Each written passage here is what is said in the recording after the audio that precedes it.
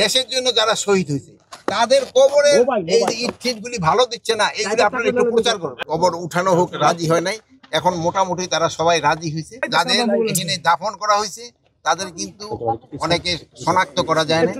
আমরা অবশ্য এদের কিভাবে শনাক্ত করা যায় এই জন্য আমাদের চিন্তা ভাবনা আছে।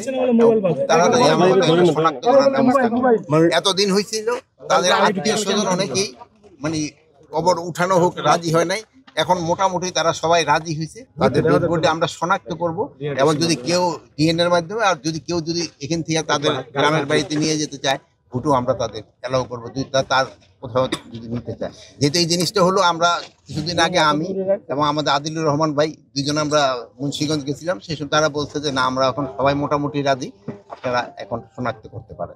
এখন ওনারা যদি সবাই রাজি হয় আমরা শনাক্ত করাবো। বান্ডেল থাকলে প্রতি সেনমানিতে টাকা বাঁচবে।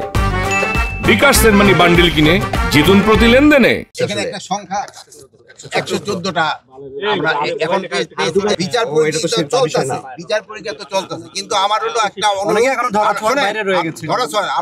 আপনাদের কাছে অনুরোধ, এই যে ধরেন এই যে ঘনকবর, এই দেশের জন্য যারা শহীদ হয়েছে তাদের কবরে এই যে ইট-টিটগুলি ভালো দিচ্ছে না, এইগুলি আপনারা একটু প্রচার করুন। মাননীয় উপদেষ্টা, আপনি বলছেন যে কবর থেকে লাশ তোলা হবে, ডিনের মধ্যে আত্মীয় স্বজনের কাছে বিষয়টা নিশ্চিত করা হবে। এদের ক্ষেত্রে পোস্টমর্টম হয়নি, মামলা তদন্ত প্রক্রিয়াধীন আছে, এইটা কি পড়ে? এদেরকে লাশ তোলার পরে কি পোস্টমর্টম হবে? মামলা তদন্ত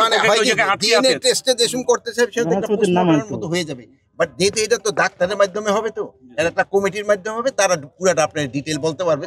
মামলা তো আমাদের তো অনেক শহীদ হয়েছে, অনেকগুলি মামলা কিন্তু বিচারাধীন শুরু হয়ে গেছে, অন্যান্যগুলো হয়তো এটাও কিন্তু প্রসেস শুরু হয়ে গেছে, আর এগুলো আস্তে আস্তে হয়ে যাবে যত তাড়াতাড়ি যেন বিচারের আওতায় নিয়ে আসে।